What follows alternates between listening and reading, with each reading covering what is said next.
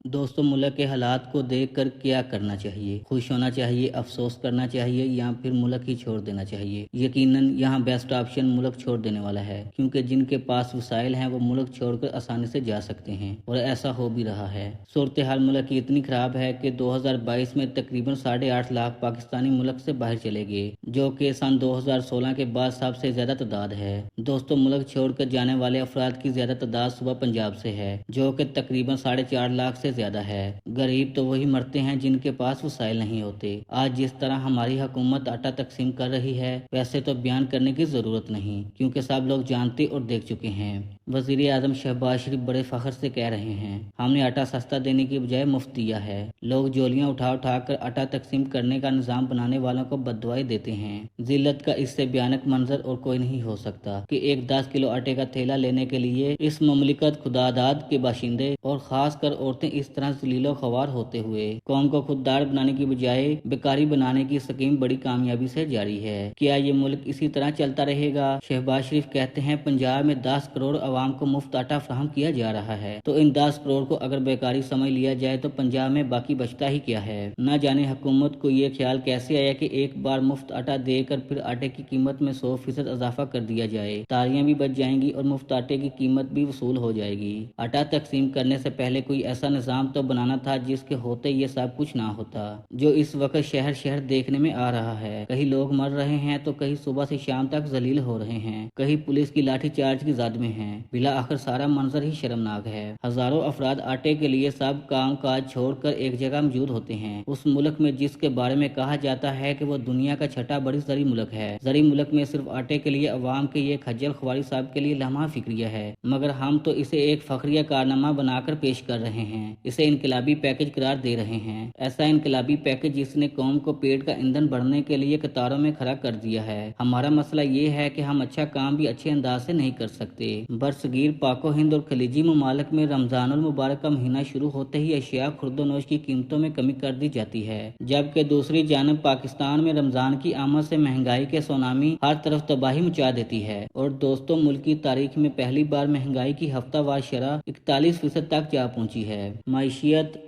पाकिस्तान इस वक्त अफरा तफरी का शिकार है। इसमें सियासी अफरा तफरी भी शामिल है और मुआशी अफरा तफरी भी। और अफसोस के साथ हालात इस तरह से वापस जाते हुए नजर नहीं आते। पिछले कई सालों से पाकिस्तान की माशियत ड्रिप पर चल रही है, यानी इसको एक ड्रिप इकनॉमी कह सकते हैं। दोस्तों, यकीनन आप लोगों ने पंजाब में ये अल्फाज सुने होंगे, जब भी कोई सीरियस कंडीशन मरीज अस्पताल में जाता है तो उसे डॉक्टर्स की जानब से हमेशा से यही सुनने को मिला है कि इन्हें नहीं बचना, इन्हें लाहौर ले जाओ। बिल्कुल वैसे ही पाकिस्तान की कंडीशन चल रही है, मगर यहाँ फर्क है तो मरीज की जगह पाकिस्तान और अस्पताल की जगह IMF सर पर मंडला रहा है। खुद से मुसल्लत किए गए हालात भी कह सकते हैं। बहुत सालों से बहुत बड़ी पॉलिसियां हम अपना रहे हैं, जिसके असरात आज हम देख रहे हैं। गुज़श्ता तकरीबन 1.5 साल से पाकिस्तान की सियासतदानों के दरमियान जहाँ सियासी रस्साकशी जारी है, तो वही महंगाई के सताई अवाम बमुश्किल अपनी जिंदगी की गाड़ी खींच रही है। इस वक्त महंगाई अपनी तारीख की बुलंद तरीन सतह पर है, जबकि कुछ माहरीन के मुताबिक इसमें आने वाले महीनों में मजीद इजाफा होगा। इससे कबल 2022 की गर्मियों में मुल्क का बेशतर हिस्सा सैलाब की नजर हो गया, जिसके मुतासरीन की बहाली के लिए पाकिस्तान दीगर ममालिक की जानब देख रहा है, क्योंकि मुआशी बदहाली के बायस पाकिस्तान के पास इस वक्त जरूरत दरामदाद के लिए भी डॉलर्स नहीं है। पाकिस्तान इस तर्ज तक कैसे पहुंचा? पाकिस्तान में जब भी इलेक्शन हुआ है, ख्वाह वो आम इंतखाबात हो, असम्बली इंतखाबात हो या सेनेट इंतखाबात, इनको हारने वालों ने कभी तस्लीम नहीं किया और इसे मुतनाज़ा बनाने की भरपूर कोशिश की गई और की जाती रही और की जा रही है। हालांकि पाकिस्तान की तकरीबन तमाम सियासी जमातें इसमें शामिल हैं, जो कभी जीत जाती हैं और कभी हार जाती हैं। जब जीत जाते हैं तो जश्न मनाया जाता है और हारने वाले इसे मुतनाज़ा कहकर रियासती अदारों पर इल्जामात की बौछार कर देते हैं और कभी एक दूसरे पर इल्जामात लगाते हैं। जब हारने वालों की हुकूमत आती है तो वो कभी इस्लाहात की कोशिश नहीं करते और जब भी उसको फायदा होता है, ख्वाह वो आर्जी क्यों ना हो, वो इस्लाहात लाने वालों की मुखालफत करते हैं और ये सिलसिला इसी तरह जारी रहता है। दोस्तों, दोस्तों अगर आप लोगों को लगता है कि मुस्लिम लीग नून की हुकूमत रही तो अगले 5 साल में पाकिस्तान का कर्जा खत्म हो जाएगा, तो दोस्तों आपको बताता चलूं ऐसा हरगिज नहीं होगा, क्योंकि हर साल हमारी हुकूमत लोन लेती है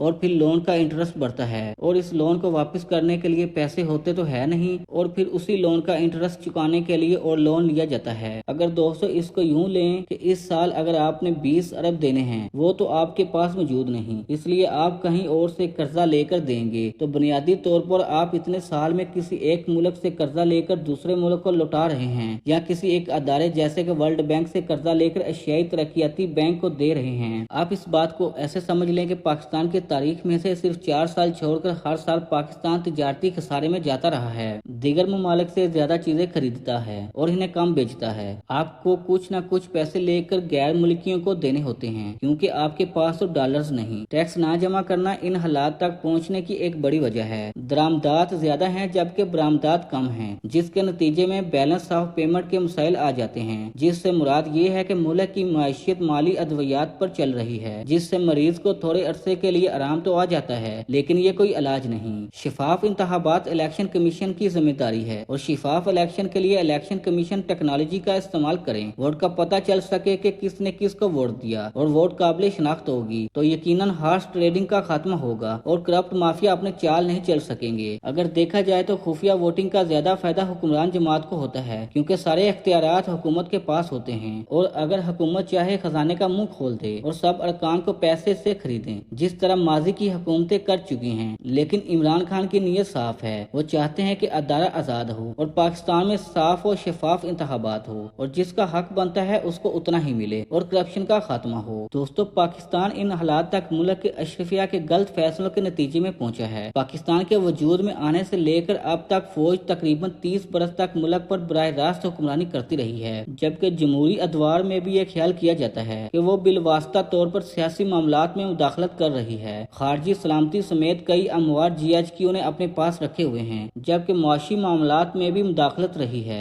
फौज पाकिस्तान की सियासत में सबसे बड़ी स्टेक होल्डर है और इसका सियासत से लाताल्लुक होना बिल्कुल मुमकिन नहीं। पाकिस्तान का ये साख्ती मसला है। फौज को शुरू से ही अख्तियारात ज्यादा हासिल हैं, जिसकी वजह से फौज ने अंदरूनी व बरूनी और इलाकाई तौर पर इतने मरासम कायम कर लिए हैं कि अब वो सियासत के बगैर रह नहीं सकते। सियासत में जर्नलों की मुदाखलत। सियासत में जर्नल की मुदाखलत की तारीख की बात करें तो दोस्तों सबसे पहले मेजर जनरल सिकंदर मिर्जा ने रिपब्लिकन पार्टी बनवाई। इसके बाद अयूब खान ने जब बुनियादी जमहूरियतों के इलेक्शन करवाए तो इसकी सियासी जमात की जरूरत पड़ी, जिसके लिए इसने कन्वेंशन लीग बनवाई। और दिलचस्प बात यह है कि इस कन्वेंशन लीग के जुल्फकार अली भुट्टो भी अहदेदार रहे हैं। जनरल यहया के दौर में राव फरमान अली और जनरल पीरजादा समेत कई फौजी अफसरान सियासत में मुलव्वस रहे, जबकि जनरल जिया ने अपने दौर में जनियोजो लीग बनवाई। जनरल हमीद गिल 1988 में फौज के सरबराह असलम बेग ने इस्लामी जमहूरी इत्तेहाद बनवाया। टॉप जनरलों के अलावा मेजर आमर और निचले दर्जे के कुछ और फौजी अफसरान बेनजीर भुट्टो के पहले दौरे हुकूमत में सियासी तौर पर मुतहरक रहे और इनकी हुकूमत को गिराने की कोशिश भी की।